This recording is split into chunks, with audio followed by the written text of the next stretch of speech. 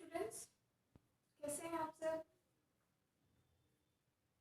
पढ़ रहे हो मैकेनिक्स बढ़िया से? समझ में आ रही है? कुछ भी प्रॉब्लम हो तो आप लोग कमेंट सेक्शन में बता दिया करो, पूछ लिया करो फिर से, ठीक है ना? लेकिन आई होप अब इंटरेस्ट आ रहा होगा आप लोगों को, समझ में भी आने लग गई होगी, है ना? अब अपनी सेकेंड यूनिट भी ऑलमोस्ट आधी हो गई है। बस अपनी क्या, इस यूनिट में अपने एक दो टॉपिक और बाकी है, उसके बाद अपनी मतलब सॉरी, इस यूनिट में क्या मतलब, यूनिट में मैंने आपको बताया था 2 चैप्टर आ रहे हैं ना आपके 5th और 6th। तो आपके ये सेंटर ऑफ मास द्रव्यमान केंद्र वाला चैप्टर आपका एक दो टॉपिक के बाद ये खत्म हो जाएगा और फिर आपका हम नेक्स्ट चैप्टर में चलेंगे, ठीक है ना?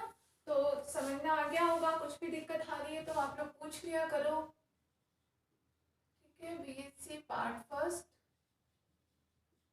बीएससी फर्स्ट ईयर, सब्जेक्ट अपना है मैकेनिक्स।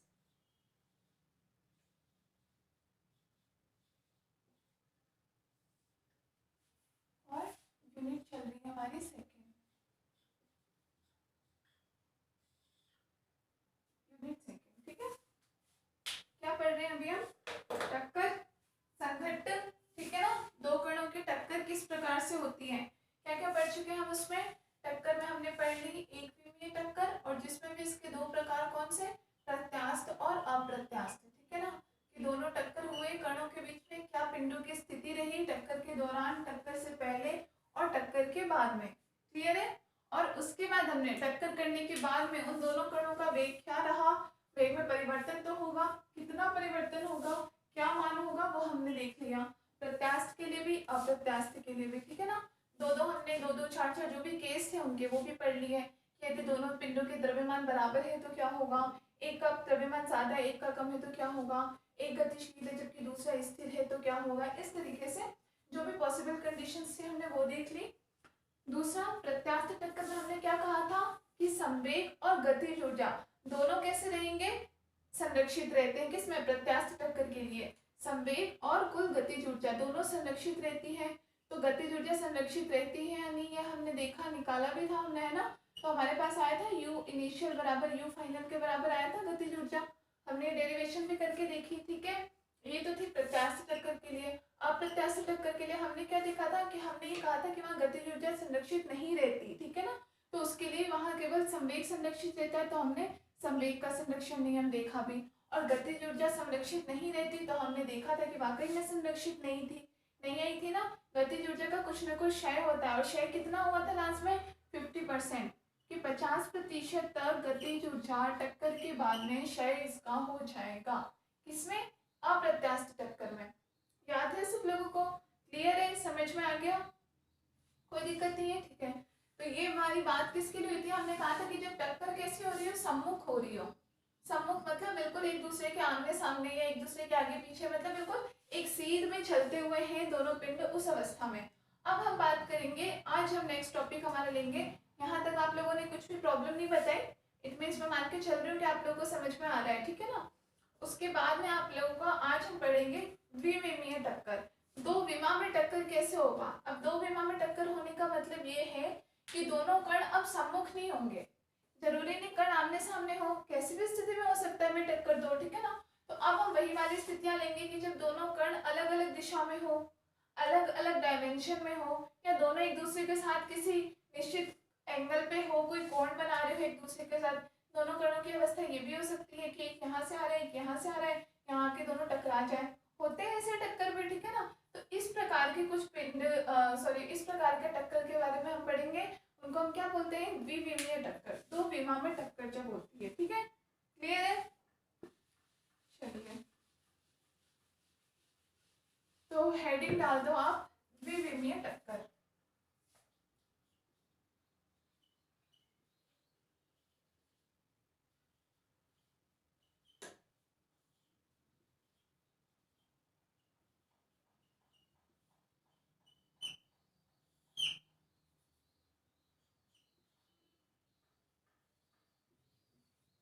द्विविमीय टक्कर,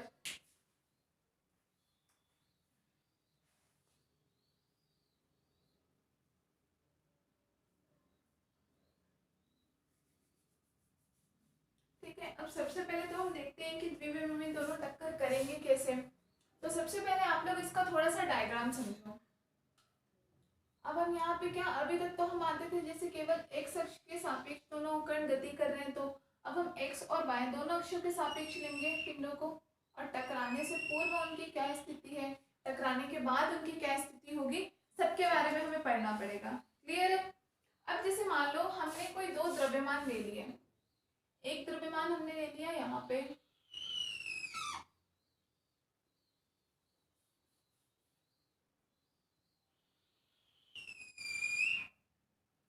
थोड़ा बिल्कुल इधर ना, और एक हमने ले लिया ये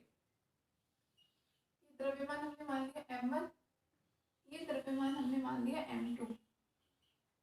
क्लियर है?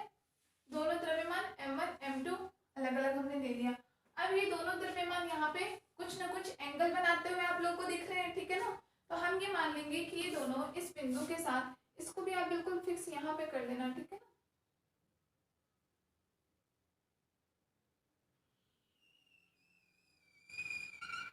इस तरह से, ठीक है। इसको हमने मान लिया कि α1 कोण बना रहा है और ये इसके साथ कितना α2 कोण बना रहा है। क्लियर है? कुछ दिक्कत तो नहीं यहाँ तक में? ठीक है, दोनों दिमाग अभी डायग्राम बनाने मत लग दिया ना आप लोग, पहले यहाँ देखना, ठीक है ना? पहले समझना, उसके बाद में बनाने का टाइम मिलता है ना, उस टाइम पे बनाना। ये दोनों कण हो गए, ठीक है। अब यहाँ हम ये कौन सा एक्स हम अक्ष ले रहे हैं, एक्स अक्ष है, माइनस एक्स प्लस एक्स, ठीक है ना, और इधर y plus y minus y, ठीक है। अब हम इन कणों की गति पहले कैसे होगी, टक्कर से पहले इनकी कुछ ना कुछ प्रारंभिक गति के साथ में होंगे दोनों, ठीक है। तो हमने मान लिया m1 जो है हमारा कण m1, ये प्रारंभिक गति इसकी कितनी u1 मान ली। ऐसे ही m2 की प्रारंभिक गति कितनी होगी u2। पहले भी हम यही मान रहे थे, किसी कण पे हो तो भी, या फिर सॉरी किसी कोण के साथ में गति कर रहे हो तो भी, या समूह गति कर रहे हो तो भी, u1 u2 इन दोनों की प्रारंभिक गतियां होंगी, ठीक है। तो अब आपको पता है कि हमें इसके क्या लेने पड़ेंगे, कंपोनेंट्स लेने पड़ेंगे, घटक लेने पड़ेंगे। तो x अक्ष के सापेक्ष घटक क्या होते हैं, कॉस, जानते हो ना कॉस और साइन को x या y अक्ष के सापेक्ष कैसे लेते हैं। जैसे x अक्ष के सापेक्ष हमें घटक लेने हो तो हम किस रूप में लेते हैं, कॉस के वे में, और अगर y अक्ष के अंदिश लेने होते तो कैसे लेते हैं, साइन के वे में, ठीक है ना। तो हम यहाँ पे इनके घटकों की बात करें तो ये इसका घटक कितना हो जाएगा u1 की, इसके अंदिश जो गति है तो इसका मान हो जाएगा u1 कॉस, एंगल कितना है α1 u1 के लिए, u2 की भी गति इसके एक्सिस के सापेक्ष होगी, तो u2 के लिए मान भी कितना हो जाएगा u2 cos α2। क्लियर है? हमने क्या किया, इनको बस इनके घटकों में विभाजित कर दिया, तो u1 के लिए u1 cos α1 और या फिर u2 cos α2 किसके लिए हो गया, u2 के लिए। यहाँ तक में कोई दिक्कत नहीं। अब ये तो इनकी कब स्थिति थी, टक्कर से पूर्व की स्थिति थी। अब ये दोनों पिंड यहाँ आके ये मूल बिंदु ऊपर आकर के टकरा गए आपस में, ठीक है। जो एक α1 कोण के साथ आ रहा था, एक α2 कोण के साथ आ रहा था, दोनों टकराए। अब टकराने के बाद भी ये दोनों बिल्कुल अपोजिट दिशाओं में चले जाएंगे, टक्कर होगी और टक्कर के बाद फिर से ये दोनों क्या करेंगे, बिल्कुल अलग अलग दिशाओं में चले जाएंगे, ठीक है। तो अब टक्कर के बाद में हम इनकी स्थिति मान लेते हैं कि मान लो यहाँ पे इनमें टक्कर हुई और फिर टकराने के बाद ये m1 कण जो चला गया यहाँ, m2 चला गया यहाँ, ये मूल बिंदु O है आपका, ठीक है ना। ये हमने मान दिया m1, ये हमारा हो गया m2। अब यहाँ इनके कोण तो हमने मान लिया ये β1 कोण और ये β2, कुछ भी हमने अलग अलग प्रकार के इनके कोण मान लिए, ठीक है। क्लियर है? इतना दोनों कण टकराने के बाद कैसे वापस अपनी अपनी अलग अलग दिशाओं में चले गए, ठीक है ना। अब यहाँ पे इनके सापेक्ष गति, तो टकराने के बाद इनके वेग में परिवर्तन आया होगा, तो टकराने के बाद परिवर्तन हम कितना लेते हैं, v1 और v2 के रूप में लेते हैं। v1 v2 यहाँ पे x अक्ष के अनुदिश ही है, मतलब घटक तो cos के ही होंगे। तो अब आपका टकराने के बाद m1 का घटक क्या हो जाएगा, v1 cos β1, ठीक है, β1। ऐसे ही m2 का कितना हो जाएगा, v2 cos β2।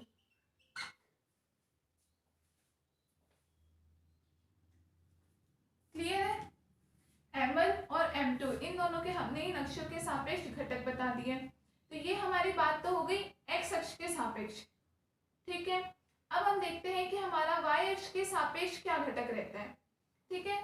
तो y अक्ष के सापेक्ष हमें, अब यहाँ y अक्ष तो देखो दोनों तरफ है, अगर आप u1 का घटक देखो इसके सापेक्ष तो α1 कोण के साथ में, और टकराने के बाद ये भी y अक्ष के साथ में मान रख रहा है, तो ये किसके कोण के साथ रख रहा है, बीटा वन कोण के साथ, ठीक है ना। दोनों के मान ही वाई एक्स के साथ जोड़ोगे तब तो दोनों का यहाँ अल्फा वन का भी इससे रिलेशन है ऐसे मान लो, और बीटा वन का भी इससे तो रिलेशन है, तो दोनों रिलेशन के अकॉर्डिंग। और बाय में घटक किसके अनुदिश होते हैं, साइन एक्स के रूप में लेते हैं हम, sine theta cos sine theta के रूप में लेते हैं हम, ठीक है ना। तो यहाँ पे हम ये देंगे, अगर इस y का टकराने से पूर्व u1 के सापेक्ष हम इसका घटक लें तो u1 देखो किस दिशा में गति कर रहा है, केंद्र की तरफ गति कर रहा है, तो ये हमारे पास मान हो जाएगा u का, केंद्र की तरफ गति कर रहा है। ये दोनों कणों की दिशा टकराने के बाद की, ठीक है ना, दिशा का ध्यान रखना। तो केंद्र की तरफ गति कर रहा है, अल्फा वन कोण के साथ आ रहा है हमारा m1 द्रव्यमान टकराने से पहले, और वेग कितना है u1, तो हमारा इसका घटक का मान कितना हो जाएगा u1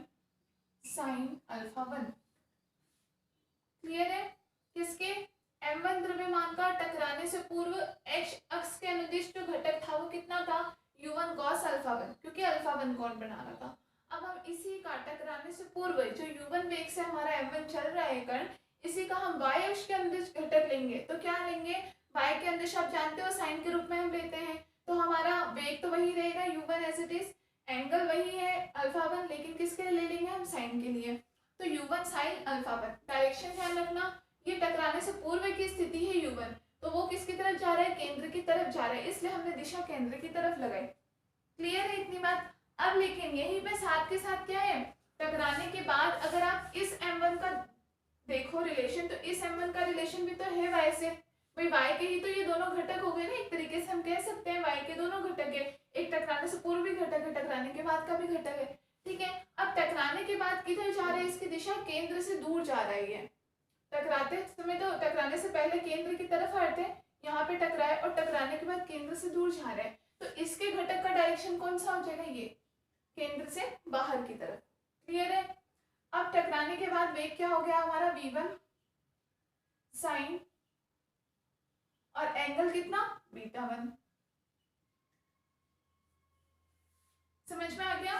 डायरेक्शन का बहुत अच्छे से ध्यान रखना, फिर से रिपीट कर दूं मैं कि हम ये घटक जो हमने लिया है u1 साइन अल्फा वन, ये टकराने से पूर्व इस पिंड का घटक है, ठीक है ना। टकराने से पूर्व जो कण जो था m1 द्रव्यमान का कण, जो कि u1 वेग से गति कर रहा था और मूल बिंदु के साथ में कितना अल्फा कोण, अल्फा वन एंगल कोण बनाते हुए केंद्र की तरफ गति कर रहा था, ठीक है। यहाँ से m2 भी बिल्कुल सेम दिशा में आ रहा था केंद्र की तरफ, लेकिन कोण कितना अल्फा टू, हमने माना है भाई उससे कुछ अलग कोण बनाता हुआ आ रहा, तो हमें पता नहीं कि अल्फा वन अल्फा टू बराबर है या फिर बराबर नहीं भी हो सकते हैं, ठीक है। यहाँ आपको दिख रहा होगा कि दोनों एंगल बराबर है, लेकिन जरूरी नहीं है, हो सकता है पॉइंट का भी कुछ डिफरेंट हो, ठीक है ना। तो ये, लेकिन दिशा दोनों की केंद्र की तरफ थी। टकराने के बाद दोनों कण अलग अलग दिशा में चले गए, टकराने के बाद ये m1 केंद्र से दूर और m2 भी केंद्र से दूर, अपोजिट दिशा में चले गए, बिल्कुल क्लियर इतनी बात।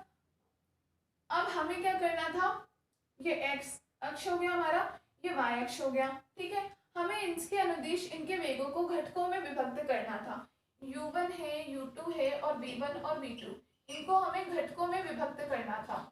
घटकों में कैसे, साइन और कॉस में।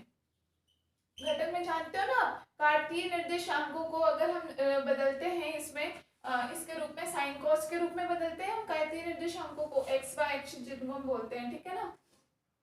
तो हमें क्या करना है, साइन और कॉस के रूप में बदलना है। अब साइन और कॉस आपको पता होगा, पहले भी आपने पढ़ा होगा, एक्स अक्ष के अनुदिश आप किसके रूप में घटक लेते हो, कॉस के रूप में, वाई अक्ष के अनुदिश साइन के रूप में।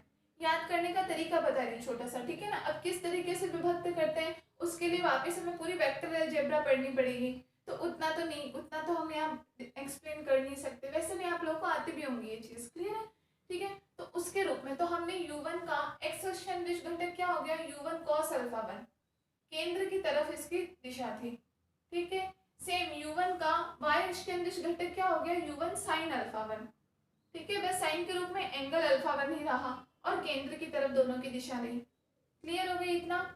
अब हम देखेंगे टकराने के बाद इनकी वेग क्या हो गए, हमने माना कि टकराने के बाद कणों के वेग v1 और v2 हो गए, और टकराने के बाद जिस एंगल पर दोनों अपने मूल बिंदु से दूर गए हैं वो beta one beta two angle पर गए हैं, ठीक है। तो हम यहाँ पर v1 का टकराने के बाद में अगर हम इस m1 का y अक्ष के अनुदिश हम इसकी घटक लेते हैं तो हमें क्या मिल जाएगा, v1 sin बीटा वन, और x अक्ष के अनुदिश क्या था, v1 cos beta one, clear हो गया इतना, कोई दिक्कत नहीं है। अब हमें वैसे यहाँ क्या देखना है, m2 द्रव्यमान का।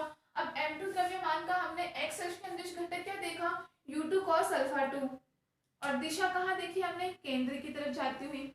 क्लियर है। अब वैसे ही y अक्ष के अंदिश घटक देना हो तो अब आप खुद समझदार हो गए होंगे, समझ में आ गया होगा। m2 की दिशा तो केंद्र की तरफ है, क्लियर है। वेग u2 है, u2 ही रहेगा। बस y अक्ष के अंदिश तो क्या हो जाएगा, साइन और एंगल अल्फा 2। u2 का x अक्ष के अंदिश घटक क्या था, u2 cos अल्फा 2। साइन अक्ष के अंदिश घटक क्या, सॉरी y अक्ष के अंदिश घटक क्या था, u2 sin अल्फा 2। क्लियर हो गया। अब साथ के साथ यहाँ पे हमें इस v2 का भी देना है घटक, या m2 द्रव्यमान का घटक देना है टकराने के बाद। तो टकराने के बाद क्योंकि क्या जा रहा है, मूल बिंदु से दूर जा रहा है, तो दिशा हो जाएगी ये, वेग कितना हो जाएगा बाद में इसका, v2 sin beta 2, sine alpha 2 beta 2 alpha 1 beta 1। इससे पहले alpha 1 alpha 2 beta 1 beta 2। Clear हो गया सबको। पहले पूरा डायग्राम आप लोग समझ लिया करो, उतारने की कोई जल्दीबाजी मत रखा करो। आप लोग आराम से, अगर मैं आगे निकल भी जाती हूँ तो आप लोग वीडियो देख देख करके भी आप लोग कर सकते हो, बीच में रोक लिया करो इसलिए, लेकिन पहले पूरी चीज समझा करो, ठीक है ना। यह हमारा वेग क्या था, यहाँ पे v1 वेग से चल रहा था और ये v2 वेग से चल रहा था। ये वेक्टर्स भूल भी जाओ मैं, आप खुद लगा लिया करो, ध्यान रखा करो एटलीस्ट, वेग कैसे सदिश राशि होती है इसलिए, ठीक है। समझ में आ गया। एक बार फिर से मैं आपको बता दूं, हम यहाँ किसके बारे में पढ़ रहे हैं, कणों की द्विविमीय टक्कर के विषय में हम पढ़ रहे हैं कि कण दो विमा में टक्कर कैसे करते हैं। इससे पहले हमने जितनी कंडीशंस पढ़ी वो किसकी पढ़ी थी, एक विमीय की, जब वो कण कैसे सम्मुख टक्कर कर रहे थे, है ना।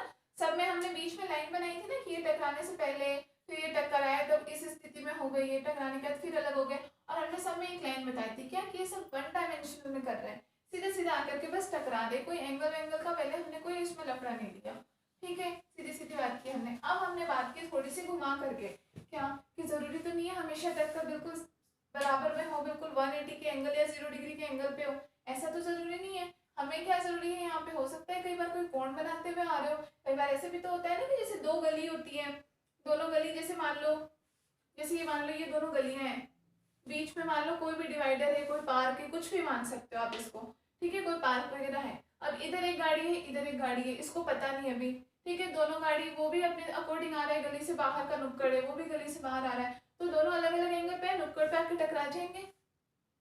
क्लियर है भाई। आप ये मत देखो मैम आप दोनों m1 m1 को टकरा रहे हो, ये दोनों ले लो कुछ भी, m1 m2, इनको आप कुछ समझने का तरीका बता रही हो, कुछ इस तरीके से समझ सकते हो कि ये मान लो बीच में एक बड़ा सारा पार्क है, हमने एक लाइन से बना रखा है, चौड़ा पार्क है, इधर वाले को नहीं दिख रहा उधर कौन सी गाड़ी आ रही है, क्लियर है भाई, पार्क है तो बीच में इतनी दूर से कहाँ दिखेगा, ठीक है। अब ये m1 है, ये भी इस वाली गली से बाहर निकल रहा है, ये नुक्कड़ है, m2 है, ये इस दूसरी गली से बाहर निकल रहा है, नुक्कड़ है, दोनों अपनी अपनी दिशा में आ रहे हैं। अब नुक्कड़ पे आते मान लो उसने भी हॉर्न नहीं दिया, इसने भी हॉर्न नहीं दिया, आकर के टकरा गए दोनों, क्लियर है। लड़ाई कर ली दोनों ने, यहाँ पे रुक गए, आराम से लड़ाई कर ली, एक दूसरे को सुना दिया, फिर उसके बाद दोनों अलग अलग डायरेक्शन में चले गए। समझ में आया ना इस तरीके से, ठीक है। तो हमें इन दोनों का वेग हमने क्या लिया, पहले मान लो ये u1 वेग के साथ था, ये कितना था, u2 वेग के साथ चल रहा था, इस नुक्कड़ के सापेक्ष इसका एंगल देखें तो ये अल्फा 1 एंगल के साथ में था, ये कितने अल्फा 2 कोण के साथ में था, क्लियर है। ऐसे ही जब इन दोनों में बहस हो गई, टकरा गए, उसके बाद दोनों तो m1 वापस अपनी दिशा में चला गया बीटा 1 कोण बनाते हुए, उसके वेग में परिवर्तन हो गया, v1 वेक्टर भी, पहले तो वो भी स्पीड में था, झगड़ा हो गया तो वो भी थोड़ा घबरा गया होगा, फिर आराम आराम से चला रहा होगा गाड़ी, है ना, तो उसका वेग भी क्या चेंज हो गया, v1 हो गया।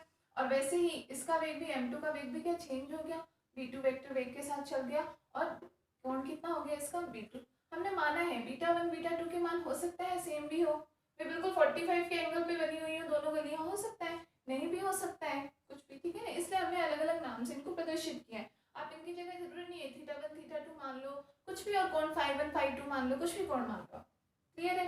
अब हमें क्या करना है, क्योंकि ये दोनों अक्षों के सापेक्ष की बातें आ रही हैं, तो हमें क्या करना है, जैसे m1 u1 वेग के सापेक्ष है, अब इस u1 वेग को हमें x और y घटकों में विभक्त करना है, तो x और y घटकों के अंदिश हम u1 को क्या बोलेंगे, x अक्ष के अंदिश इसका मान हो जाएगा u1 cos अल्फा 1, क्योंकि अल्फा 1 कोण के साथ है, और टकराने के बाद इसका मान क्या हो जाएगा, सॉरी y अक्ष के अंदिश इसका मान क्या हो जाएगा, u1 sin alpha 1, alpha 1 angle के साथ में, बस चेंज क्या हो गया, cos alpha 1 sin alpha 1, clear है। ऐसे ही टकराने के बाद इसका वेग क्या हो गया, v हो गया। अब हम इस v1 वेग को x और y अक्ष में अगर विभक्त करना चाहे, घटकों में विभक्त करना चाहे, तो x अक्ष के अंदर इसका मान क्या हो जाएगा, v1 cos बीटा 1, x अक्ष के साथ cos एंगल बनाएगा cos, और एंगल कितना हो गया बीटा 1, तो बीटा 1, और y अक्ष के साथ इसका मान क्या हो जाएगा, v1 sin बीटा 1। कोण तो बीटा 1 ही है, लेकिन y अक्ष के अंदर कितना हो जाएगा मान, sin बीटा 1। क्लियर है। ऐसे ही m2 का द्रव्यमान है, m2 द्रव्यमान है, u2 वेग से चल रहा है टकराने से पूर्व, तो टकराने से पूर्व अल्फा 2 कोण बनाते हुए चल रहा है, तो x अक्ष के अंदर तो इसका घटक क्या हो गया, u2 cos अल्फा 2, और वही y अक्ष के अंदर से इसका घटक क्या हो जाएगा, u2 sin अल्फा 2। दिशा ध्यान रखना, जो केंद्र की तरफ आ रही थी गाड़ियां, उनकी दिशा भी देखो केंद्र की तरफ है। टकराने के बाद जो केंद्र की, या y अक्ष के अंदर भी देखो, ये sin अल्फा 1 जो केंद्र की तरफ आ रहा था, तो केंद्र की तरफ ही बनाया, या ये है sin अल्फा 2, ये भी केंद्र की तरफ आ रहा है, इसलिए y अक्ष के अंदर भी केंद्र की तरफ ही आएगा। y अक्ष पे ऐसा नहीं, y अक्ष पे आके उनका डायरेक्शन चेंज हो गई। क्लियर है। टकराने के बाद हमने देखा v1 बाहर की तरफ जा रहा था, तो इसका वेक्टर है उसको भी हमने मूल बिंदु से बाहर की तरफ जाते हुए बताया। ऐसे ही यहाँ पे हम इसका v2 का घटक लेंगे, तो v2 का घटक इसके बीटा 2 के सापेक्ष कितना हो जाएगा, बीटा 2 cos बीटा 2, x अक्ष के अंदिश, और साइन अक्ष के अंदिश कैसा हो जाएगा, v2 sin बीटा 2। कैसे, बाहर की तरफ आता हुआ, क्योंकि v2 खुद बाहर की तरफ आ रहा है, तो यहाँ भी केंद्र से दूर जाता हुआ और यहाँ भी केंद्र से दूर जाता हुआ। क्लियर हो गई। मतलब कि टकराने से पहले इन सब के डायरेक्शन केंद्र की तरफ है, देखो इनकी केंद्र की तरफ है, इनके घटक भी केंद्र की तरफ है, ये भी केंद्र की तरफ है, ये भी और ये भी। टकराने के बाद जितने डायरेक्शन है सब केंद्र से दूर जाते हुए, ये क्योंकि खुद दूर जा रहा है, ये दूर जा रहा है, तो इनके घटक भी दूर जाएंगे, तो ये दोनों भी दूर जा रहे हैं, यहाँ भी v1 केंद्र से दूर जा रहा है और यहाँ भी केंद्र से दूर जा रहा है। क्लियर है। अब तो आई होप सब समझ में आ गया होगा, नोट कर लो। अब आराम आराम से बना लो बढ़िया से।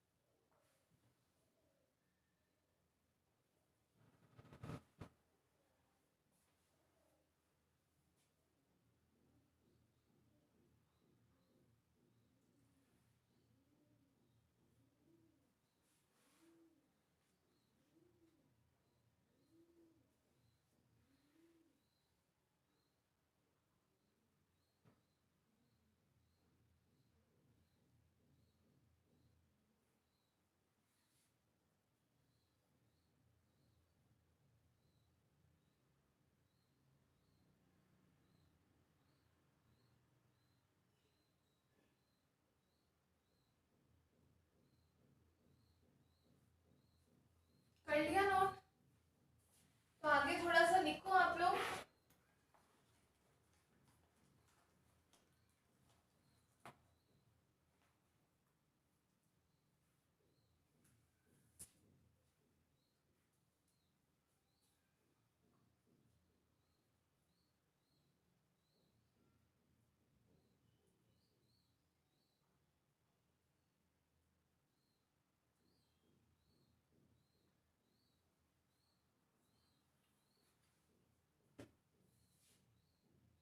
लिखो, माना माना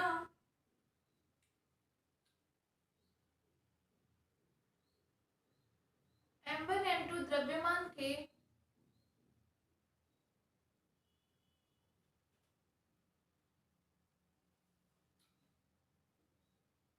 माना m1 m2 द्रव्यमान के दो पिंड m1 m2 द्रव्यमान के दो पिंड प्रारंभिक वेग u1 व u2 से, क्लियर है, u1 व u2 से गति करते हुए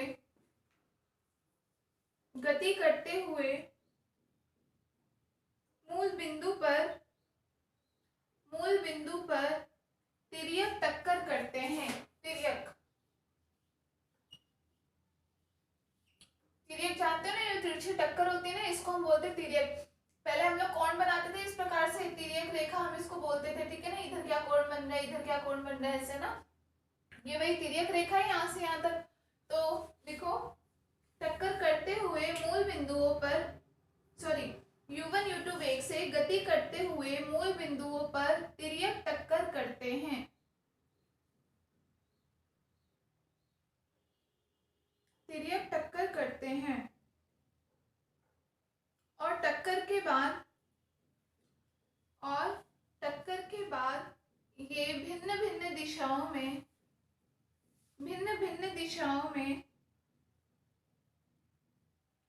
V1 व V2 वेग से गति करते हैं। भिन्न भिन्न दिशाओं में V1 व V2 वेग से गति करते हैं। Full stop. नेक्स्ट लाइन से लिखना U1 व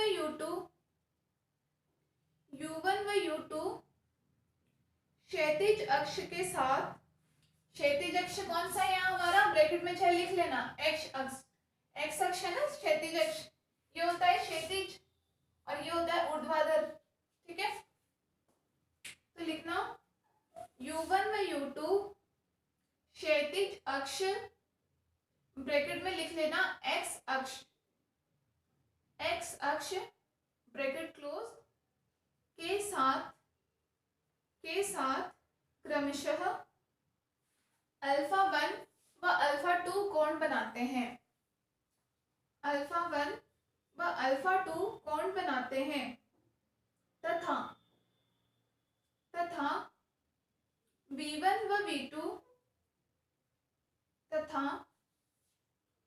व V2 क्षैतिज अक्ष के साथ, V1 व V2 उसी क्षैतिज अक्ष के साथ में भी ये दोनों भी कोण बना रहे हैं, तो V1 व V2 क्षैतिज अक्ष के साथ क्रमशः β1 व β2 कोण बनाते हैं। β1 व β2 कोण बनाते हैं।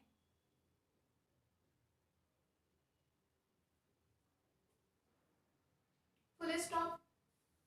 नेक्स्ट लाइन से लिखना चूंकि ये साइन लगा लिया करो चूंकि का, ठीक है ना, चूंकि का मतलब एक तरह से क्योंकि ही होता है। ठीक है, चूंकि U1 लिखना U1 U2 V1 V2, चूंकि U1 U2 V1 V2 सभी XY तल में स्थित हैं। कौन सा तल में स्थित है, XY तल में स्थित है। सभी XY तल में स्थित हैं। अतः इनके वेगों के Z घटक नहीं होंगे। Z डायरेक्शन में बोलोगे तो Z डायरेक्शन में नहीं होगा, दोनों X और Y अक्ष में से 2D की प्रॉब्लम है तो Z घटक नहीं होंगे। ठीक है ना, तो इनके Z घटक नहीं होंगे।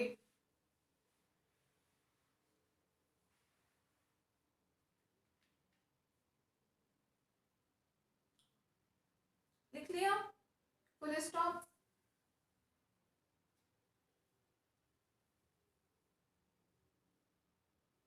नेक्स्ट लिखो, नेक्स्ट लाइन से लिखो संवेग एक सदिश राशि है। संवेग एक सदिश राशि है। अतः संवेग संरक्षण नियम को यहाँ घटक के रूप में लिखा जा सकता है। संवेग संरक्षण नियम को यहाँ घटक के रूप में लिखा जा सकता है।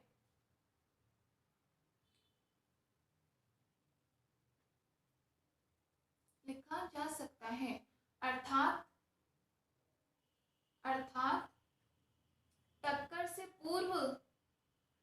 से पूर्व संवेग का x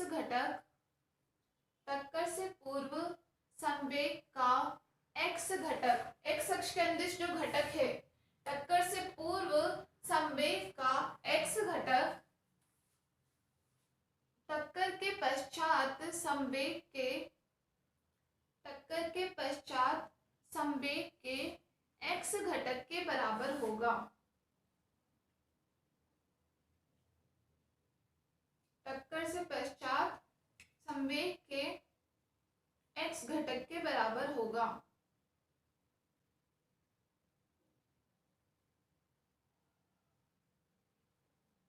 बराबर होगा, ठीक है, फुल स्टॉप।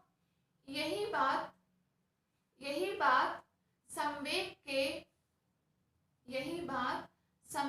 के y घटक के संरक्षण के लिए होगी।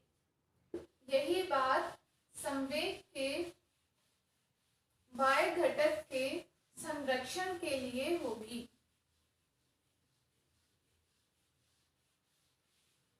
मतलब हम यहाँ एक तरह से किसका संरक्षण बता रहे हैं?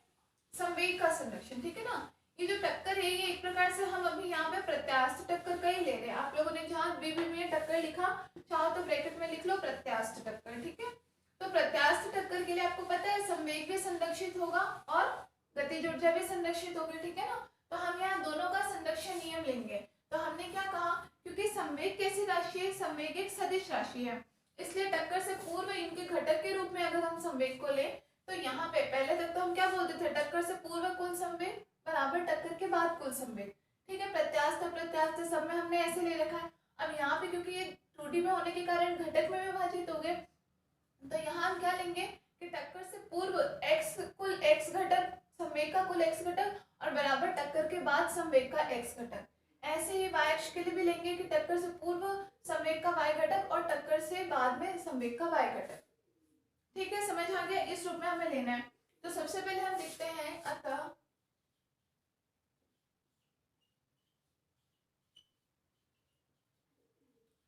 x अक्ष की अनुदिश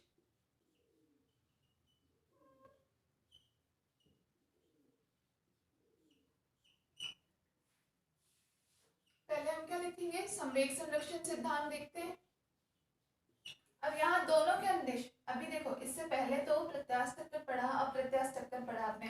प्रत्यास्थ टक्कर में आपने दोनों संरक्षण सिद्धांत देखे थे, ठीक है ना, संवेग और गतिज ऊर्जा दोनों। तो आपने सिर्फ क्या बात लिख दी थी, टक्कर से पूर्व कुल संवेग बराबर टक्कर के बाद कुल संवेग, टक्कर से पूर्व कुल गतिज ऊर्जा बराबर टक्कर के बाद गतिज ऊर्जा। क्लियर है इतनी बातें? अब क्योंकि यहाँ 2D में बात है तो आपको x अक्ष के अनुदिश में पहले संवेग का संरक्षण और गतिज ऊर्जा संरक्षण दोनों बताना पड़ेगा। फिर टक्कर के फिर सॉरी y अक्ष के अनुदिश में फिर आपको दोनों चीजें, मतलब यहाँ आपको टोटल 4 चीजें बतानी पड़ेंगी। संवेग संरक्षण, ठीक है ना। टक्कर से पहले कुल संवेग, टक्कर के बाद कुल संवेग, वो चीज तो आएगी ही। तो यहाँ सिर्फ संवेग नहीं, संवेग का घटक, टक्कर से पहले संवेग का घटक बराबर टक्कर के बाद संवेग का घटक। पहले किसके अनुदिश? x अक्ष के अनुदिश आप पढ़ो। ऐसे ही गतिज ऊर्जा, फिर सेम चीज हमें यहाँ y अक्ष के लिए भी पढ़नी पड़ेगी, ठीक है। तो देखो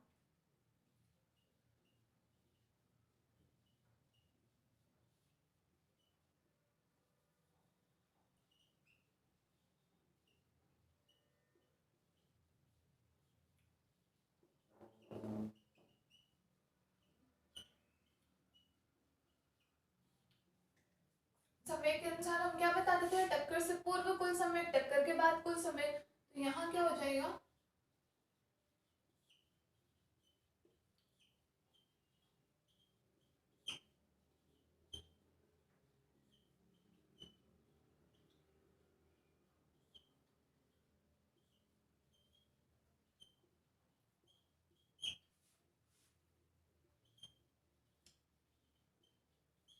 बराबर टक्कर के बाद संवेग का घटक।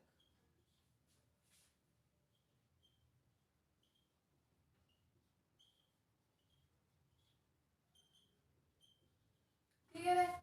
अब संवेग तो क्या होता है, P बराबर mv होता है। यहाँ हमारे पास दो द्रव्यमान है, मतलब एक m1 भी होगा और एक m2 भी होगा, बीच में प्लस भी होगा। अब v, तो यहाँ पे v का मान क्या है, पहले जैसे हमने दो ले रखे हैं, प्रारंभिक वेग क्या है, u1 और u2 है।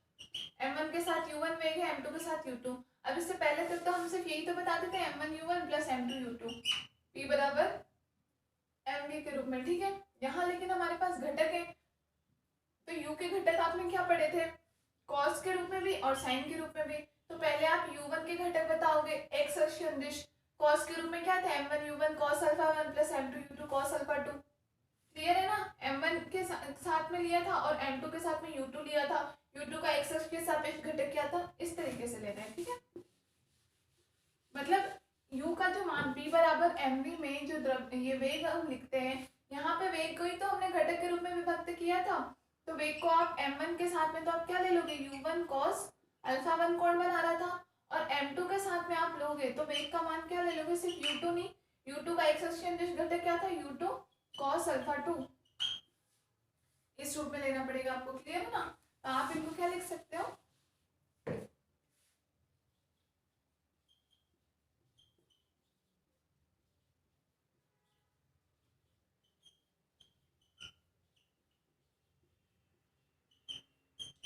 बराबर बाद में वेग क्या हो गया v1, अब v1 का भी पहले घटक हम किसके cos के रूप में लेंगे, तो cos एंगल कितना beta 1 plus m2 v2, sorry अभी तो x अक्ष लिख लेते हैं ना, cos बीटा 2। क्लियर, समझ में आ गया। अभी हम सिर्फ x अक्ष के अंदिश ले रहे हैं तो सारे cos वाले कंपोनेंट्स लेंगे हम। ठीक है, टक्कर से पहले m1 के सापेक्ष u1 था और u1 का x अक्ष के अंदिश घटक क्या था, u1 cos अल्फा 1, तो u1 की जगह अब ये पूरा मान लिखेंगे u1 cos अल्फा 1, सिर्फ u1 नहीं है पूरा, ऐसे u2 का पूरा u2 cos अल्फा 2 जो u2 ने x अक्ष के अंदिश सापेक्ष बनाया था। ठीक है ना, आप लोग के पास डायग्राम बना हुआ है, उसमें देख देख करके समझते जाओ इसी तरीके से। अब इसे नेक्स्ट आप लोग खुद लिख करके देखो। अगला हम क्या देखते हैं, इसका गतिज ऊर्जा संरक्षण, संवेग संरक्षण का सिद्धांत इस तरीके से लागू होगा। ठीक है, ऐसे ही गतिज ऊर्जा संरक्षण सिद्धांत से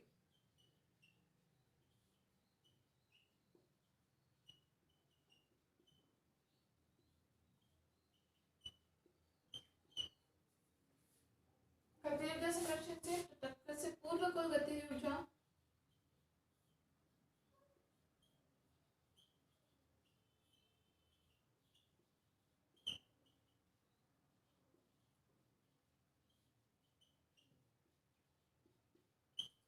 बराबर टक्कर के बाद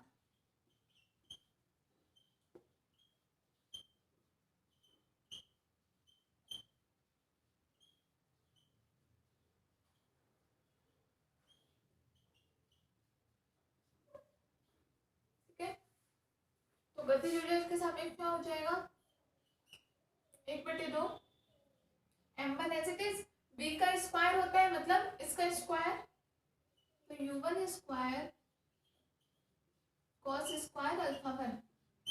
ठीक है, हाफ mv स्क्वायर होता है ना, तो v का इस पूरे का स्क्वायर प्लस ऐसे ही 1/2 m2 u2 square cos square alpha 2 बराबर 1/2 m1 v1 square cos square beta 1 plus 1/2 m2 v2 square cos square beta 2।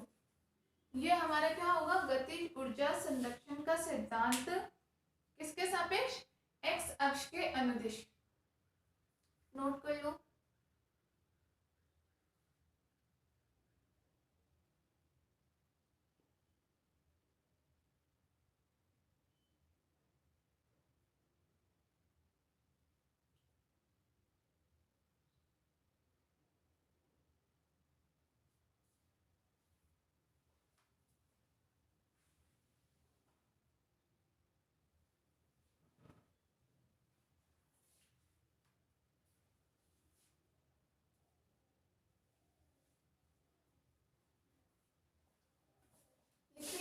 अब सेम हम किसके सापेक्ष 2D में है, इसलिए अभी हमने सिर्फ x अक्ष के अंदिश पढ़ा है, अब हम y अक्ष के अंदिश देखेंगे सेम। तो आप लोग फिर से लिखना है, इसकी जगह मिटा के मत लिख लेना y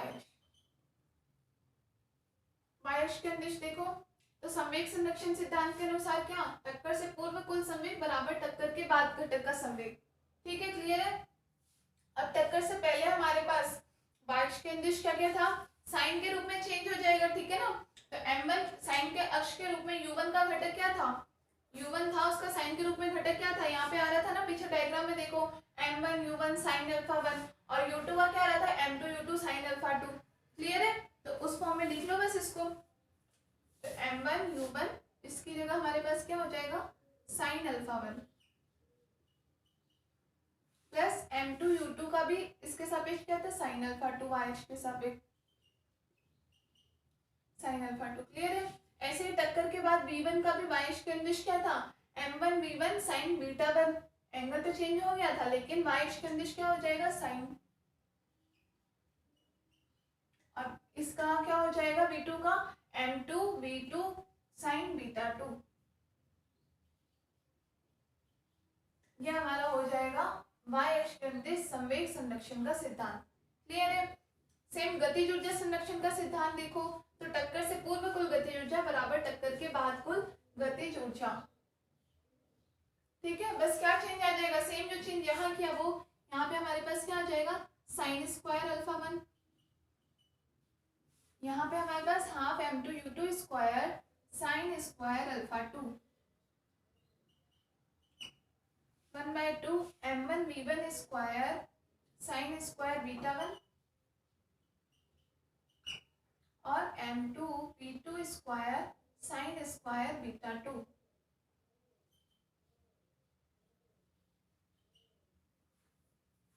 नोट कर लीजिए।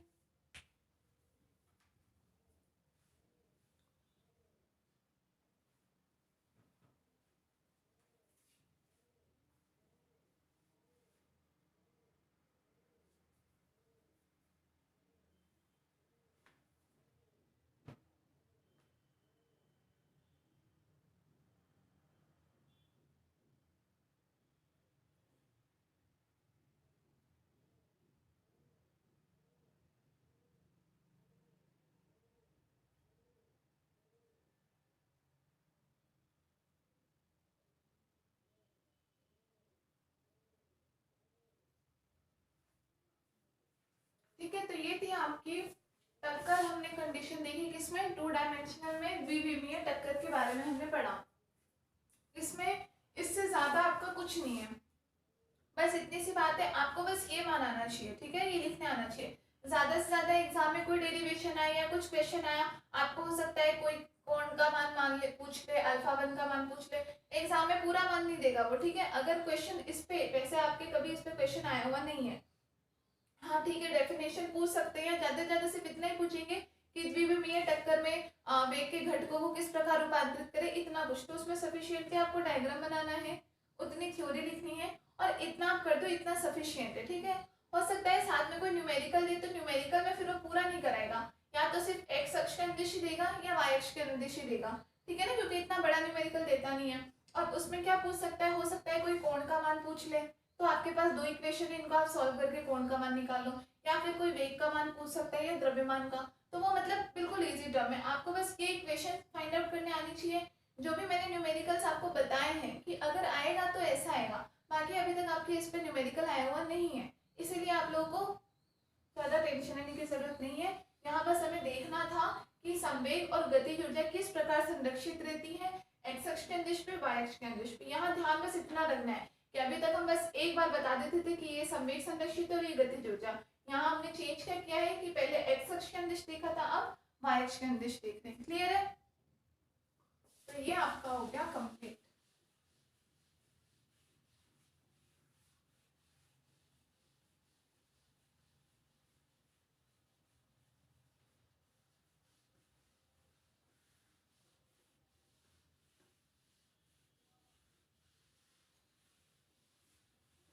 इसको सॉल्व कराना थोड़ा डिफिकल्ट होता है, इसलिए आपके लेवल पे वो ऐसा क्वेश्चन नहीं देगा कि जिसमें आपको इन इक्वेशंस को सॉल्व करना पड़े, फिर ये मान पूछ रहा है वो मान, इतना सब कुछ नहीं देंगे वो अभी आपके लेवल पे। ठीक है ना?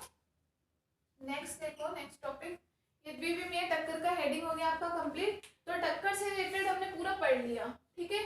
आपका टक्कर का टॉपिक हो गया कंप्लीट। प्रत्यास्थ टक्कर, अप्रत्यास्थ टक्कर, एक विमीय और द्विविमीय, गतिज ऊर्जा संरक्षण, संवेग संरक्षण, प्रत्यास्थ के लिए भी अप्रत्यास्थ के लिए भी, सारी चीजें हमने देख ली। कोई कंफ्यूजन तो नहीं इसमें? हमने इससे रिलेटेड न्यूमेरिकल्स भी देख लिए और आगे कभी कोई ध्यान आ जाएंगे, ज्यादा से ज्यादा हो तो लास्ट में कोई टॉपिक खत्म हो तो आप, या फिर पूरे पर चैप्टर के बाद में छोड़ देना, एक आध पेज छोड़ दिया करो कि मान लो कभी आगे बढ़ने के बाद भी अगर कभी कोई क्वेश्चन ऐसा दिख गया आपके एग्जाम में आया हुआ तो ताकि आप उसी जगह पे ही कर लो, हाँ, तो कंफ्यूजन ना हो, ठीक है ना। तो अब हम चलते हैं, नेक्स्ट टॉपिक है हमारा एक अच्छा इंटरेस्टिंग टॉपिक है न्यूट्रॉन मंदन।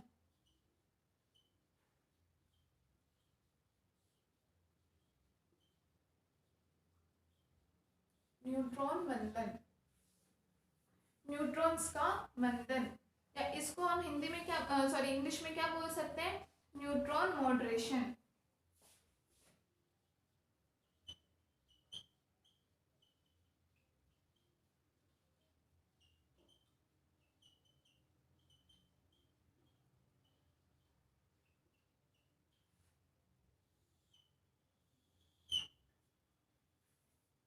न्यूट्रॉन मॉडरेशन, पहले कभी नाम सुन रखा है आपने इसका?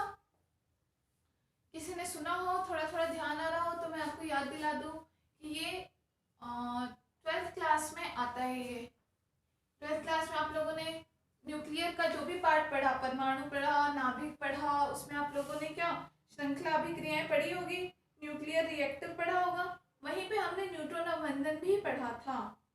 अब आप लोगों को याद है या नहीं मुझे नहीं पता, बट जिसको थोड़ा बहुत ध्यान हो वो रिमाइंड कर सकते हैं, ठीक है ना।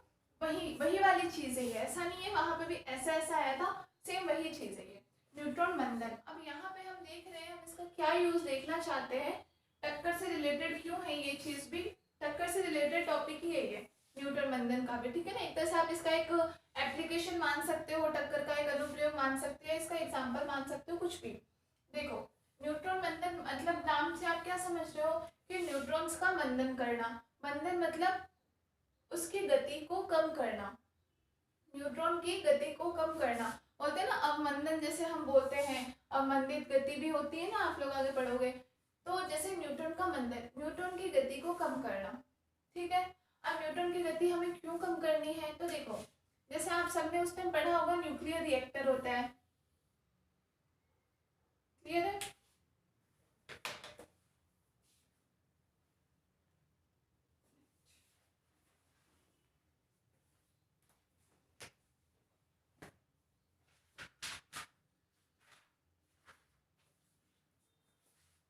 हाँ जी, न्यूक्लियर रिएक्टर आप सबने पढ़ा था, इसके अंदर हमने ये देखा था कि एक न्यूट्रॉन, हमने जब ये पढ़ा था क्या बोलते हैं परमाणु बम वगैरह के बारे में जब हम पढ़ते हैं, तो परमाणु बम में हमने ये देखा था उसको बनाने की विधि में, हम क्या पढ़ते हैं कि वहां पर यूरेनियम परमाणु होता है, उसका क्या करवाया जाता है, उसको खंडित करवाया जाता है।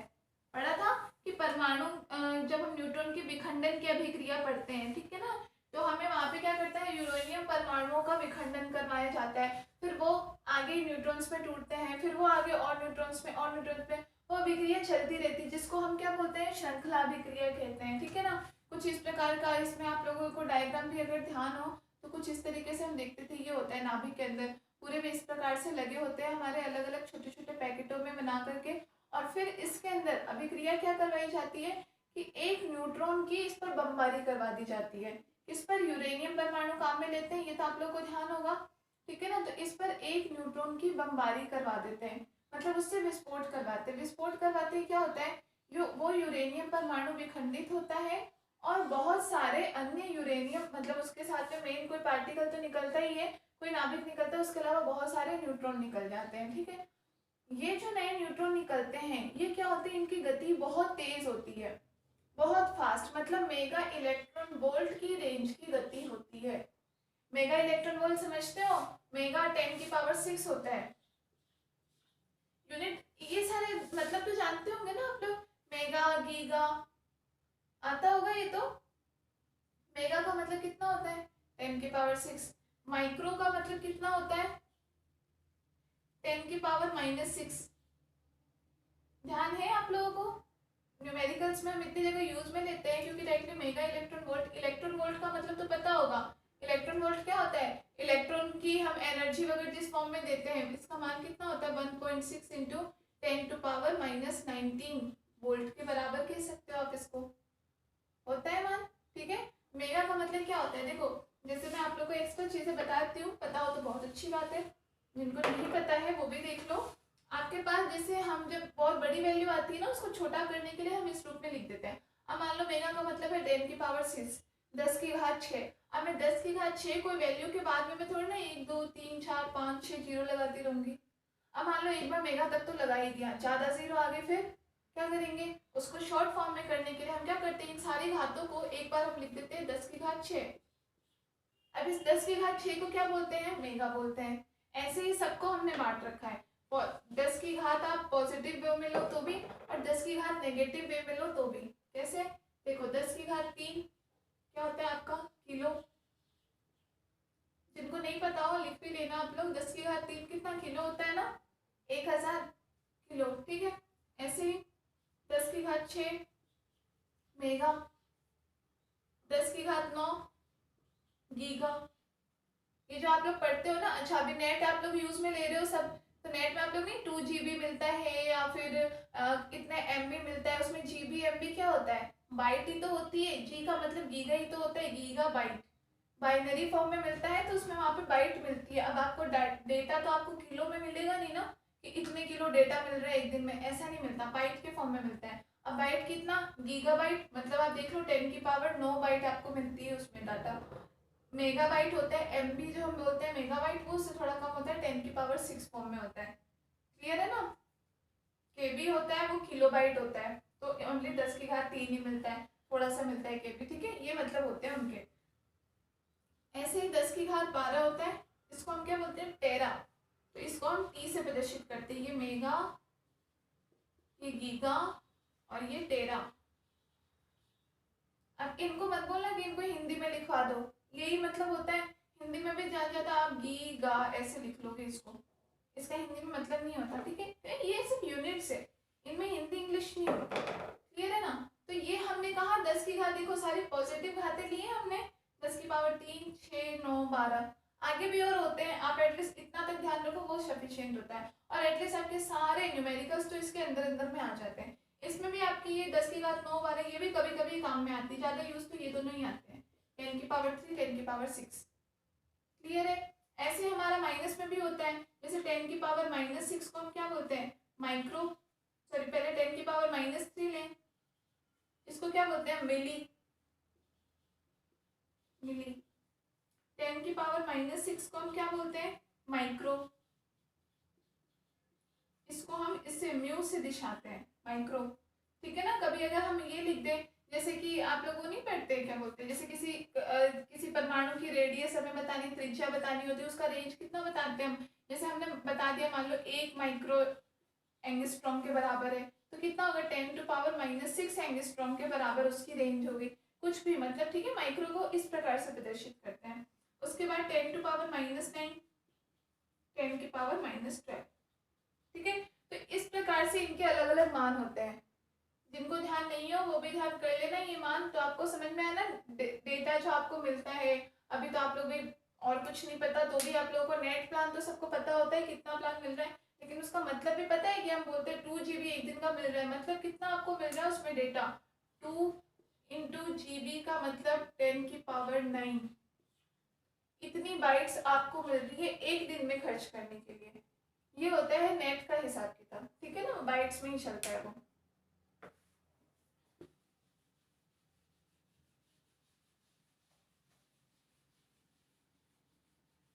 हाँ, 10 की पावर जैसे माइनस में, तो 10⁻−9 को हम क्या बोलते हैं, पिको। पी से प्रदर्शित करते हैं हम इसको, पिको बोलते हैं। ठीक है ना, तो ये नाम इतने एटलीस्ट ध्यान रखा करो आप लोग, ताकि न्यूमेरिकल्स वगैरह में दिक्कत ना हो आपको। ठीक है, और कभी कभी आपको जो वैल्यूज दी जाती है, जैसे आपके BSc लेवल में इजी न्यूमेरिकल आते हैं, इसमें जैसे आपको कोई मान दे रखा होता है, आपको अगर वो तो आपको ऐसे दे देगा 10 माइक्रो एंगस्ट्रॉम, किसी भी चीज का नाम मान दे दिया उन्होंने। अब आप सोचोगे ये माइक्रो क्या लगा रखा है, माइक्रो का मतलब, वैसे मुझे पता है आप लोगों को पता होगा, आप सोचोगे कि मैम हमें इतने भी ऐसे नहीं है कि हमें इतना भी नहीं पता, लेकिन ठीक है, कभी ध्यान नहीं होता है इसलिए बता दिया। ठीक है ना। हाँ, तो हम क्या बात कर रहे थे कि तो इस प्रकार की, मतलब ये मैं डायग्राम क्या बना रही हूँ, ये मतलब मैं एक तरह से आपको बताना चाह रही हूँ, मुझे ध्यान आ गया थोड़ा थोड़ा, मुझे वो ज़्यादा नहीं है, लेकिन कुछ इस प्रकार से व्यवस्था होती है। जब हम किसका निर्माण करते, परमाणु बम के बारे में, वो न्यूक्लियर रिएक्टर वगैरह हम पढ़ते थे ना, उसमें ऐसा होता था। तो उसमें क्या होता है, इस प्रकार की परमाणु भट्टी होती है, उसके अंदर अभिक्रिया करवाई जाती है। उस भट्टी में क्या होता है, ये अलग अलग पैकेट्स में शायद यूरेनियम ही भरा होता है या कुछ, ठीक है ना, यूरेनियम 92 इसको यूज में लिया जाता है। और उस पर सबसे पहले किसकी बौछार करवाई जाती है? न्यूट्रॉन्स की। न्यूट्रॉन मतलब न्यूट्रॉन की इसके साथ में एक तरह से टक्कर करवाई जाती है न्यूट्रॉन्स की, ठीक है।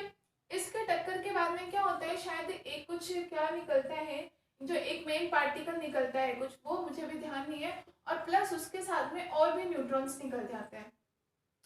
अब ये जो कुछ एक जो एक्स्ट्रा पार्टिकल निकलते हैं ना, किसी में प्रोटॉन निकलते हैं इलेक्ट्रॉन में से, इसमें भी न्यूट्रॉन। अब ये जो न्यूट्रॉन निकलते हैं ना, इनकी जो वेलोसिटी होती है, इनका वेग बहुत ही तेज होता है, मतलब बहुत ज्यादा स्पीड में होते हैं, ये मेगा इलेक्ट्रॉन वोल्ट की स्पीड में होते हैं, ठीक है।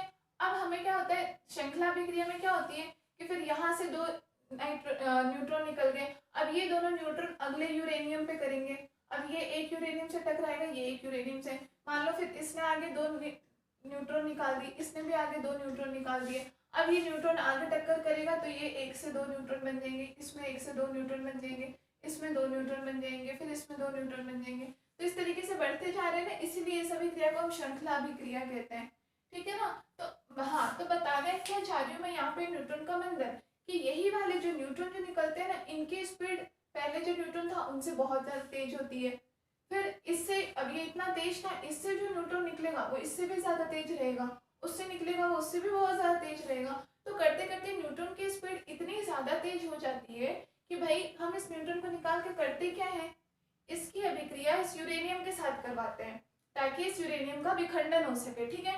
लेकिन जब ये न्यूट्रॉन की स्पीड इतनी ज्यादा तेज हो जाती है तो ये यूरेनियम तो उसको पकड़ ही नहीं पाता, उसके ग्रहण ही नहीं कर पाता, यूरेनियम का नाभिक उस न्यूट्रॉन को ग्रहण ही नहीं कर पाता, भाई ये तो बैठा बैठा वेट कर रहा है कि न्यूट्रॉन आएगा मेरे पास, और न्यूट्रॉन तो कब आता है और निकल जाता है उसको पता ही नहीं चलता, उसका वेग ही इतना ज्यादा है, तो फिर ऐसे में तो अभिक्रिया हो ही नहीं पाएगी, कैसे होगी अभिक्रिया, ठीक है ना।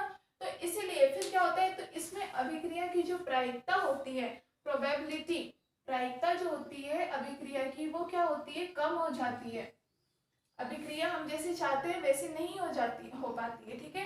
तो उस कंडीशन के लिए हमें क्या जरूरत होती है कि इन न्यूट्रॉन्स की गति को कम किया जाए, इनकी गति को कंट्रोल किया जाए, इनकी गति तेज हो लेकिन इतनी ही तेज हो कि ये यूरेनियम का नाभिक उसको ग्रहण कर सके और ताकि इसका विखंडन हो सके, ताकि हमारी अभिक्रिया पूरी हो पाए, ठीक है। तो ये जो न्यूट्रॉन्स की गति को कम करना है, इस प्रोसेस को ही हम क्या बोलते हैं, न्यूट्रॉन मंदन या न्यूट्रॉन मॉडरेशन।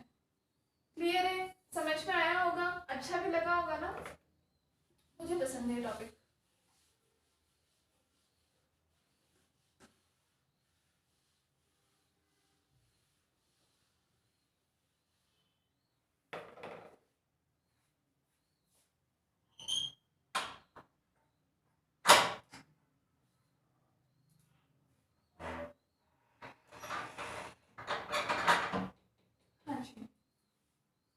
ठीक है, तो आप लोग को इतना समझ में आ गया कि न्यूट्रॉन बंधन क्या होता है। तो अब हम इसके बारे में थोड़ा सा लिखते हैं और देखते हैं आगे और, ठीक है। तो आप लोग लिखो, हेडिंग डाल दो न्यूट्रॉन बंधन।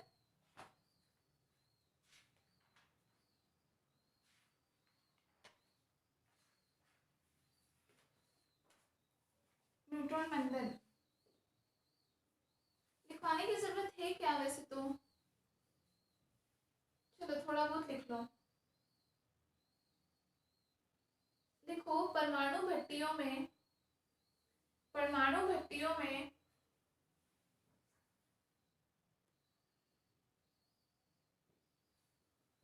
परमाणु भट्टियों में यूरेनियम के विखंडन से प्राप्त न्यूट्रॉन, यूरेनियम के विखंडन से प्राप्त न्यूट्रॉन अपेक्षाकृत अधिक गतिज ऊर्जा, ब्रैकेट में लिख लेना mega electron volt, mega electron volt की परास में होते हैं, की परास में होते हैं।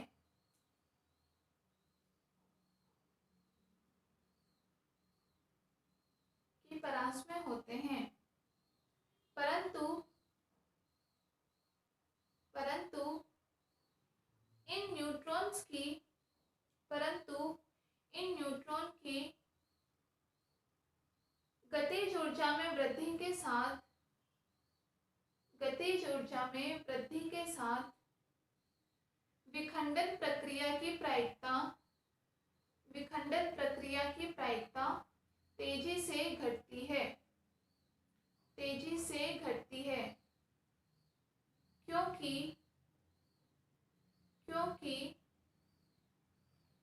इन तीव्रगामी न्यूट्रॉनों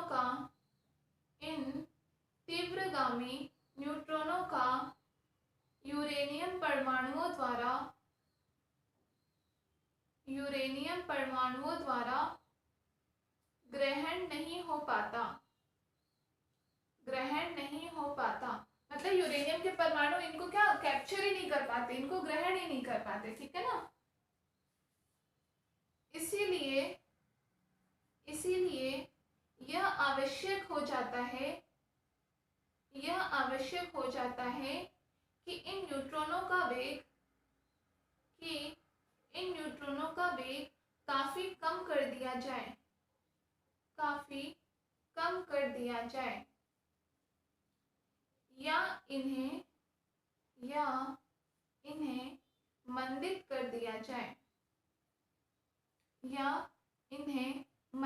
कर दिया जाए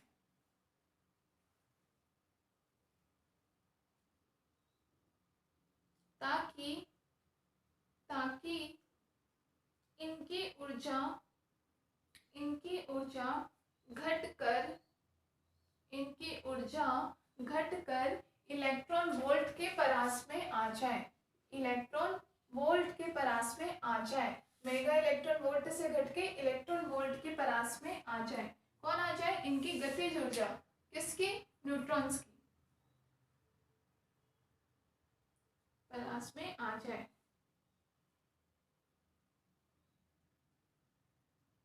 अतः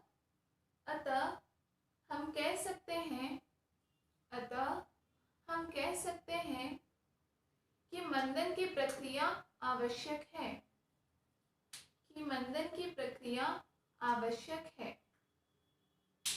ठीक है, अब मंदन की प्रक्रिया आवश्यक है ये तो समझ में आ गया, लेकिन अब मंदन करें कैसे होगा? इनका ऊर्जा जो हम इनकी गतिज ऊर्जा कम करना चाह रहे हैं, इनका वेग कम करना चाह रहे हैं, कैसे कम होगा?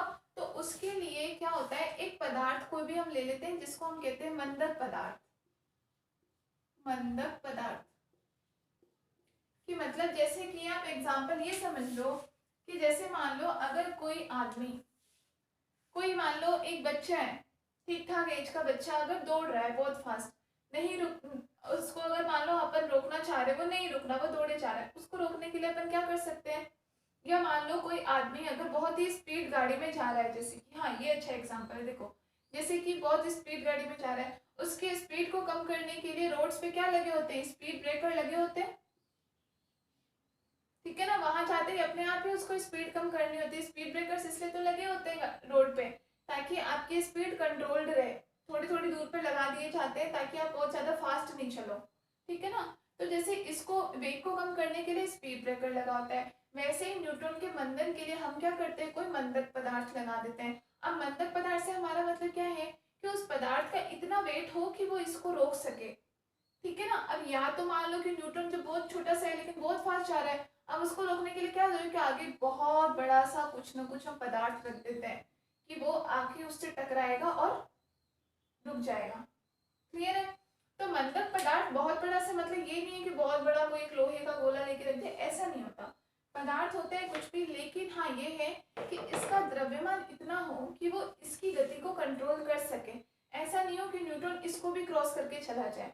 तो मंदक पदार्थ लिया ही ऐसा जाता है कि जो कि इस न्यूट्रॉन की गति को क्या कर सके? मंदित कर सके, अवमंदित कर सके, ठीक है ना। अब उसके लिए ये है कि इस मंदक पदार्थ का द्रव्यमान अगर न्यूट्रॉन के द्रव्यमान के बराबर होगा तब न्यूट्रॉन रुक जाएगा क्या, या फिर इसका द्रव्यमान इससे ज्यादा ही होना चाहिए?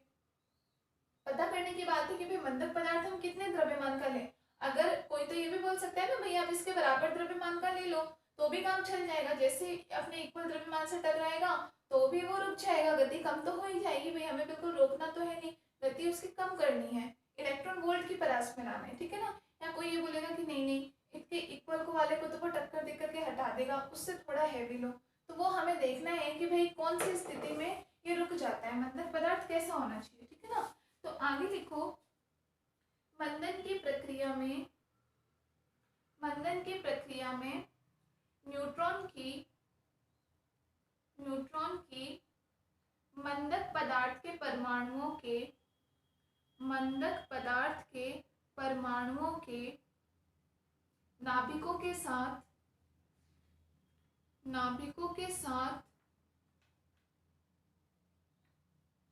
प्रत्यास्थ टक्कर होती है जिसमें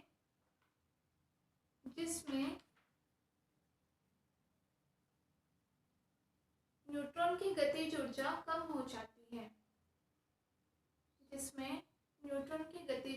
कम हो जाती है,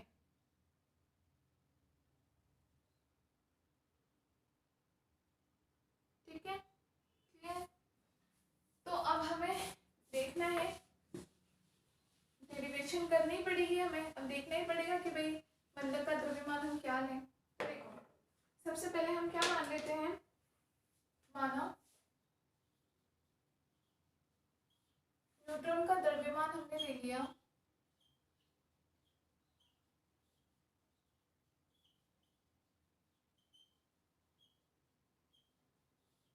m1 है, ठीक है, और इसका प्रारंभिक वेग कितना ले लो, तथा इसका प्रारंभिक वेग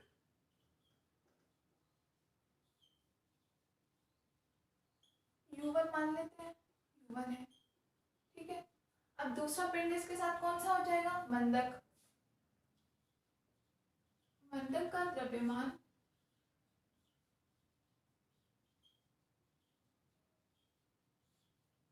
m2 है,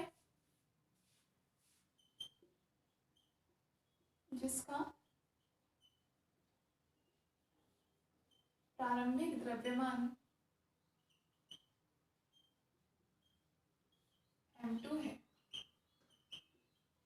ठीक है। इनके वेग की बात करें, अंतिम वेग दोनों का अंतिम वेग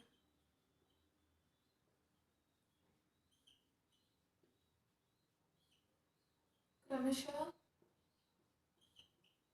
मान लेते हैं वेक्टर v1 और v2 है, क्लियर है। यहाँ तक तो हमने सिंपली नॉर्मली मान लिया, ठीक है। तो न्यूट्रॉन का मतलब प्रारंभिक वेग हम कितना बता रहे हैं, u1 है, और अंतिम वेग न्यूट्रॉन का v1 बता दिया। दोनों के बीच में हम टक्कर कैसे कर रहे हैं, प्रत्यास्थ टक्कर लिखा दिया ना आप लोगों को भी।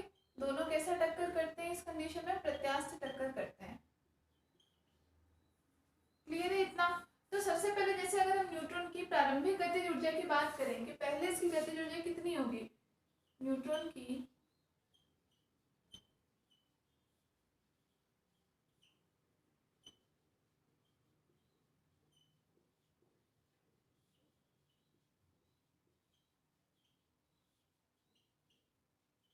प्रारंभिक गतिज ऊर्जा बराबर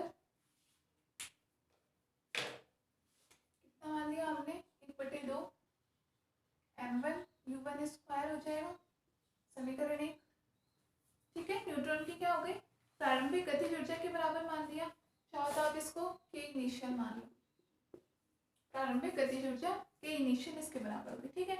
अब पहली कंडीशन हम क्या लेते हैं, अभी जैसे हमने क्या क्वेश्चन पूछा था कि भाई मंदक का द्रव्यमान कैसा लिया जाए, इसके बराबर कोई हल्का द्रव्यमान ले लें, या फिर इससे कुछ भारी हो, या इसके बराबर का हो, उसमें काम चल जाएगा, ठीक है ना। तो सबसे पहले हम कंडीशन ऐसी मान लेते हैं कि हम मान लो न्यूट्रॉन मंदक को कोई हमने हल्का सा द्रव्यमान लेकर के देखा, ठीक है ना। तो हम क्या लिखते हैं कि न्यूट्रॉन किसी अन्य स्थिर हल्के नाभिक से टकराता है, माना जैसे ये पहली कंडीशन हमने ली कि माना न्यूट्रॉन किसी अन्य हल्के नाभिक से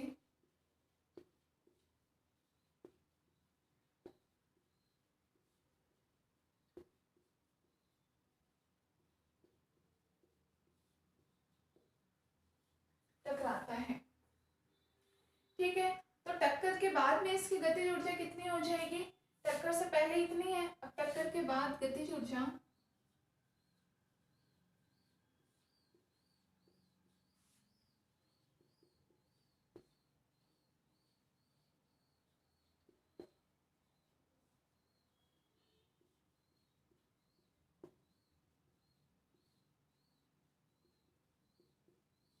के फाइनल मान लेते हैं, के फाइनल बराबर कितनी हो जाएगी? 1/2 m1। वेग कितना हो गया था न्यूटन का? v1 स्क्वायर, समीकरण 2। v1 वेग मान लिया था हमने न्यूटन का, ठीक है। तो टक्कर के बाद इसका वेग कितना हो गया? इसके बराबर। अब हमने, आप लोग ध्यान करो, जब हमने प्रत्यास्थ टक्कर पढ़ी थी, ठीक है ना, प्रत्यास्थ टक्कर पढ़ी थी, उसके लिए हमने कंडीशन नंबर 2, पीछे अपनी कॉपी खोल करके देखो आप लोग, हमने क्या, क्योंकि यहाँ हम क्या देख रहे हैं कि देखो टक्कर कैसी हो रही है, पहले यहाँ देखो, टक्कर प्रत्यास्थ हो रही है, क्लियर है।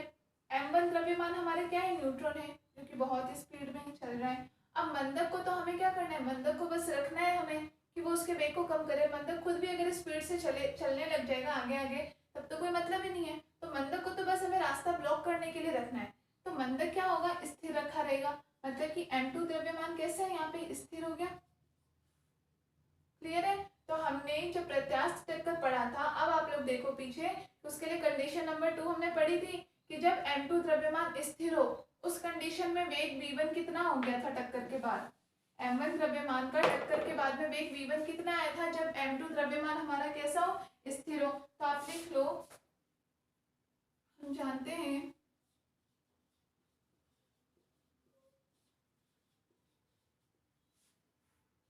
प्रत्यास्थ टक्कर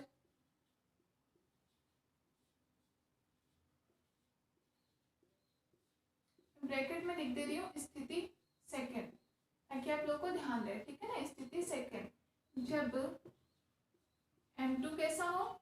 स्थिर अवस्था में हो। जब m2 स्थिर हो तो v1 का मान हमारे पास क्या आ गया था? m1 माइनस m2 बटे m1 प्लस m2 इंटू में u1, क्लियर है। u2 का मान तो 0 हो गया था, m2 स्थिर है तो उसका वेग भी 0। लिख लो इतना, इसको आप नाम दे दो समीकरण 3।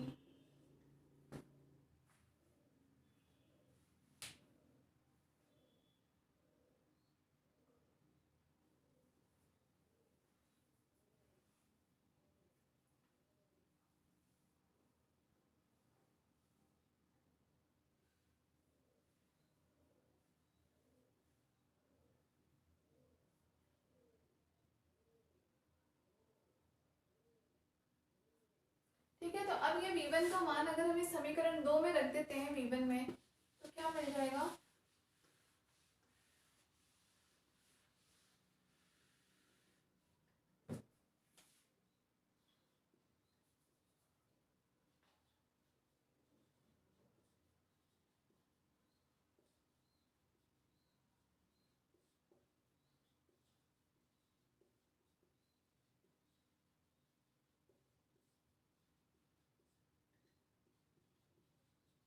फाइनल बराबर 1/2 m1, v1 का स्क्वायर हो रहा है ना, मतलब पूरा स्क्वायर देख लो आप, m1 माइनस m2 का होल स्क्वायर बटे में m1 प्लस m2 का होल स्क्वायर और साथ में u1 का स्क्वायर, ठीक है, u1 का स्क्वायर और हाँ v1 स्क्वायर है ना, m1 पहले आ गया, v1 का स्क्वायर, ठीक है, ये मान आ गया।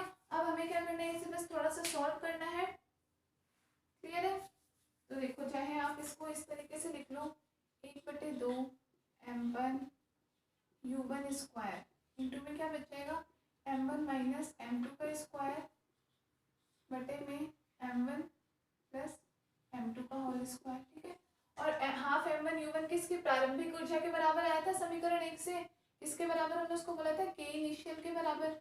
तो k इनिशियल इंटू में m1 माइनस m2 का होल स्क्वायर बटे में m1 प्लस m2 का होल स्क्वायर, क्लियर है। इस रूप में हम देख सकते हैं। अब यहाँ पे हम क्या देखते हैं कि अगर न्यूट्रॉन का, इसका मतलब हम यहाँ पे क्या कह सकते हैं कि अगर यहाँ पे हम बोले कि दोनों द्रव्यमान लगभग बराबर रहे हों, या अगर मंदक का द्रव्यमान किसके? नाभिक के द्रव्यमान के बिल्कुल बराबर में ही हो, सॉरी न्यूट्रॉन के द्रव्यमान के बराबर हो, इस कंडीशन में तो अगर यहाँ पे हम बोले कि m1 बराबर m2 हो तो ये पूरा मान हमारे पास के साथ 0 हो जाएगा, मतलब कि के फाइनल का मान कितना हो जाएगा उस कंडीशन में 0 हो जाएगा। इसका मतलब गतिज ऊर्जा बिल्कुल शून्य हो जाएगी। मतलब हम क्या कह सकते हैं कि यदि न्यूट्रॉन मतलब टक्कर करके बिल्कुल ही रुक जाएगा, लेकिन हमें बिल्कुल भी रोकना नहीं है, ठीक है ना। तो हमें तो क्या करना है, उसकी गतिज ऊर्जा में कुछ ना कुछ कमी करनी है, रोकना नहीं है। यदि हम यहाँ पे कंडीशन कौन सी लगाएं कि इफ m1 बराबर m2 हो तो इसका मतलब ये स्थिति कैसी हो जाएगी, गलत हो जाएगी। मतलब हम इस अवस्था में m1 बराबर m2 दोनों का द्रव्यमान बिल्कुल बराबर लेंगे, तब उस अवस्था में तो ऐसा पॉसिबल नहीं हो पा रहा है। इसके लिए हमें एक अन्य कंडीशन लेनी पड़ेगी, ठीक है। तो अन्य कंडीशन हम लेंगे, हाँ बट वो दूसरी कंडीशन हम एक्चुअली नेक्स्ट क्लास में करेंगे, क्योंकि अभी फोन डिस्चार्ज होने वाला है। तो आज के लिए बस इतना ही, इसके बस आगे हम नेक्स्ट डिस्कस करेंगे नेक्स्ट क्लास में। Okay, thank you.